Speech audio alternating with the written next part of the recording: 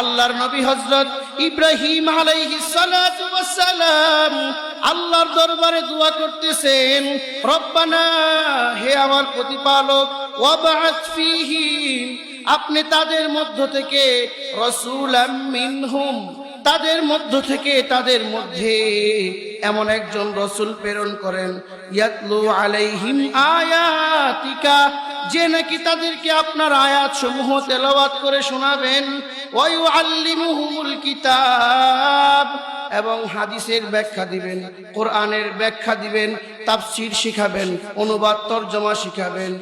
ওয়া ইউআল্লিমুহুমুল কিতাবা ওয়াল হিকমা, 3 নম্বরে হিকমত শিক্ষা দিবেন। ওয়া ইউযাক্কিহিম, এবং তাদেরকে তাজকিয়া করবেন, তাদের অন্তরটাকে পরিশুদ্ধ করে রবের সাথে মিলায় দিবেন, এমন একজন রাসূল তাদের মাঝে প্রেরণ করেন। দেখেন বাবা, যারা বলেন পীর মুরিদির দলিল, ইসলাহ করার দলিল, তাজকিয়া নফসের দলিল কোরআন হাদিসে কোথাও নাই, যারা যুক্তি তর্কের মাধ্যমে বলে থাকেন যে বাবা মা হচ্ছে সবচেয়ে বড় পীর, বাবা মা হচ্ছে সবচেয়ে বড় উস্তাদ আর শিক্ষক, বাবা মাই হচ্ছে সবচেয়ে বড় মুর্শিদ, এর উপরে কোনো মুর্শিদ নাই, এর উপরে কোনো পীর নাই। দেখেন আল্লাহ তাআলা বিশেষ এক চমৎকার এক বয়ান করেছেন।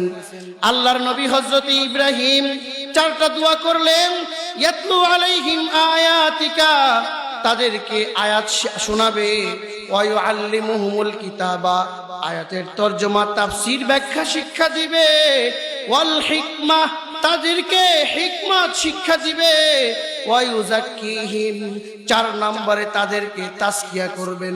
মুফাসসিরিনে কেরাম বলেন, যখন একটা মানুষ কোরআনুল কারীমের আয়াত শিখে, আয়াত শুনে বুঝে, এরপরে যখন মানুষ কোরআনের ব্যাখ্যা শিখতে যায়, বারবার ভুল করে ফেলে।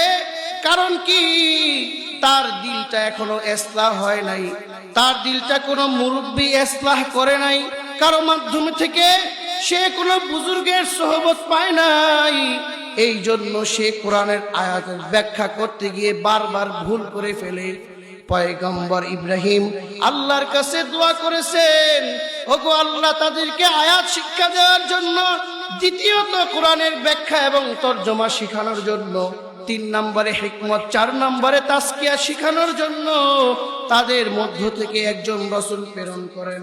কিন্তু আল্লাহ তাআলা বুঝলেন যে না, একজন মানুষের যখন পরহেজগারিতা অর্জন না হবে, তাকে যখন ইসলাহ না করা হবে, তার মধ্যে যখন তাজকিয়ার ইলম ঢুকানো না হবে, তখন সেই ব্যক্তিটা কোরআন হাদিসের সঠিক ব্যাখ্যা করতে পারবে না। সে চাইলেও আমল করতে গেলে ভুল আমল করবে, সে চাইলেও ইলমের পথে হাঁটতে গেলে বারবার ভুল করবে। এই জন্য দেখা যায় বাংলাদেশে অনেক আলেম বয়ান করতে গিয়া, অনেক আলেম আমল করতে গিয়া, মানুষকে ইসলাহ করতে গিয়া বারবার ভুল করে। কি জন্য ভাই? বলে তার নিজের ইসলাহ হয় নাই, সে নিজের তাজকিয়ার সোহবত পায় নাই। কোরআন শিখেছে, আয়াত শিখেছে, তারপরে সে ব্যাখ্যা করা শুরু করে দিয়েছে। আল্লাহ তাআলা বলেন না, এমনটা নয়। তাহলে কি করতে হবে?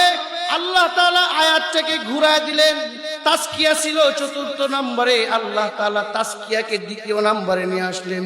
আল্লাহ বলেন, কামা আরসালনা ফীকুম রাসূলাম মিনকুম, তোমাদের মধ্য থেকে আমি তোমাদেরকে এমন একজন রাসূল প্রেরণ করেছি, ইয়াতলু আলাইকুম আয়াতিনা, তোমাদেরকে আমার আয়াত সমূহ শিক্ষা দিবেন।